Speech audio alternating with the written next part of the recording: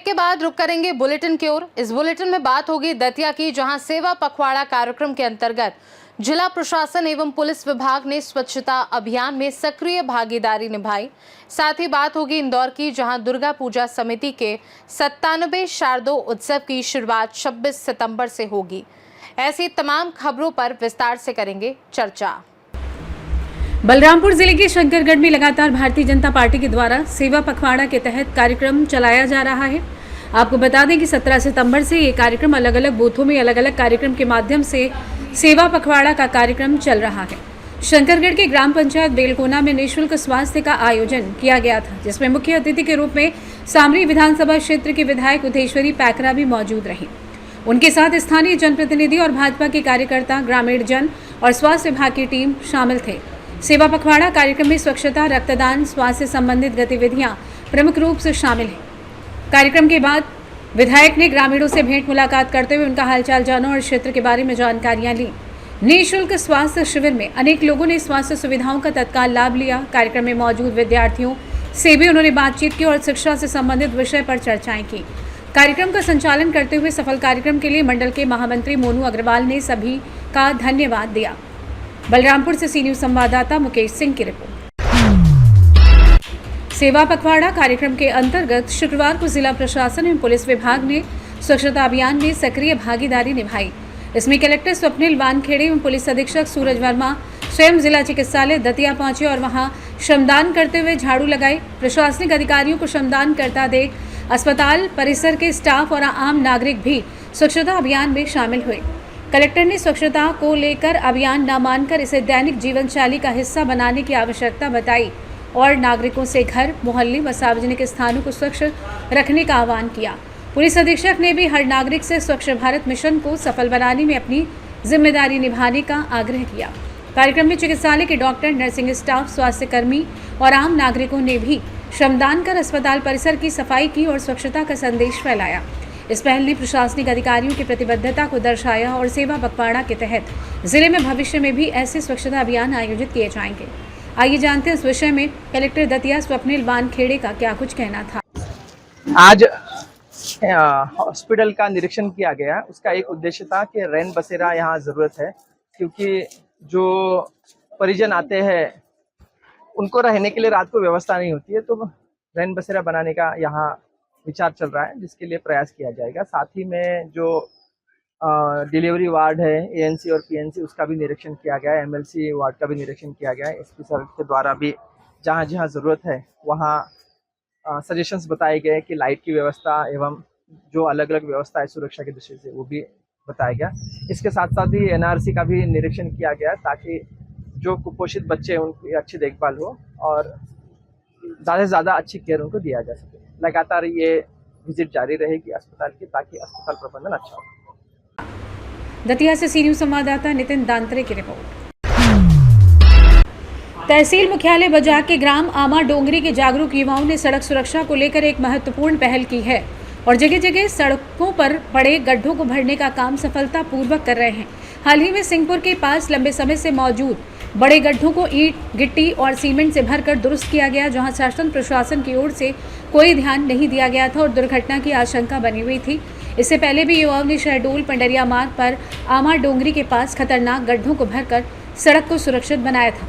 इस प्रकार युवाओं का ये प्रयास समाज में जागरूकता और जिम्मेदारी का प्रेरणादायक उदाहरण प्रस्तुत करता है, जिसमें लगातार नए युवा भी शामिल होकर इस मिशन को आगे बढ़ा रहे हैं। सड़क हादसा होते हैं, ये चीज़ को देखकर आमा डोंगरी के नवयुवक लड़कों ने जो ये कदम उठाया है, बहुत ही सराहनीय है।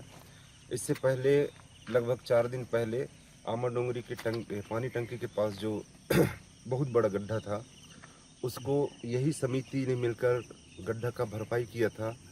और आज सिंहपुर के पास जो 2 गड्ढे हुए थे, वो दोनों गड्ढों को आमा डोंगरी की जो समिति है उन्होंने भरकर बहुत ही अच्छा सराहनीय काम किया है। उसके लिए मैं ये जो नवयुवक मंडली है उसको बहुत बहुत धन्यवाद देना चाहता हूँ। लेकिन एक संदेश देना चाह रहा हूँ कि पंडरिया शहडोल नेशनल हाईवे में इस तरह से समस्या, इतने बड़े बड़े गड्ढे हैं, तो यहाँ के गांव के जो रोड है वो गांव में क्या स्थिति होगी। तो निवेदन चाहूँगा प्रशासन से कि जब इतने बड़े बड़े रोड में जो नेशनल हाईवे में इस तरह की परेशानी है तो गाँवों की तरफ विशेषकर ध्यान दें, यही एक संदेश है। धन्यवाद। डिंडोरी से सी न्यूज़ संवाददाता कमलेश पाठक की रिपोर्ट।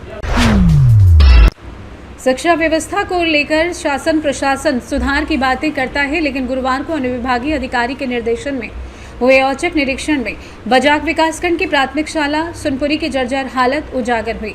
स्कूल में केवल 2 कमरे हैं, जिनमें एक पूरी तरीके से टूट चुका है, दूसरा भी असुरक्षित स्थिति में है, जिससे बच्चों और शिक्षकों की सुरक्षा खतरे में है।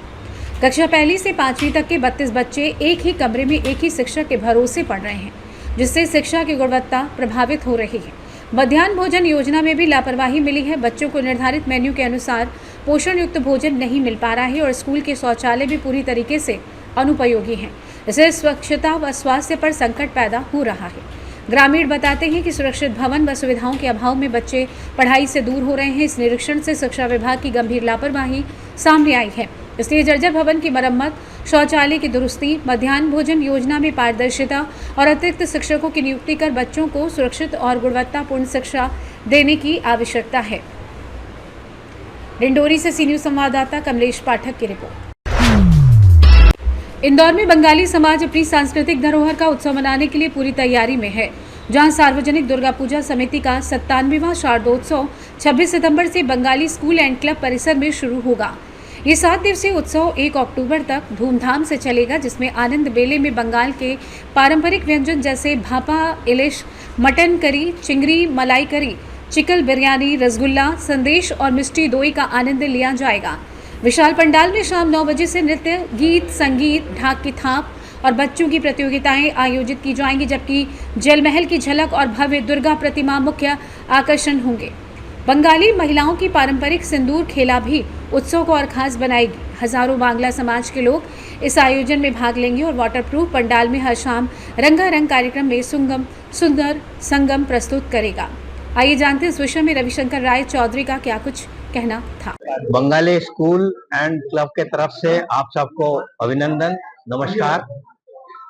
इस बार 97 साल की दुर्गा पूजा हम मनाने जा रहे हैं और दुर्गा पूजा का शुरुआत यहाँ पर एक भव्य गेट के माध्यम से होगा, जो जयपुर का हवा महल है।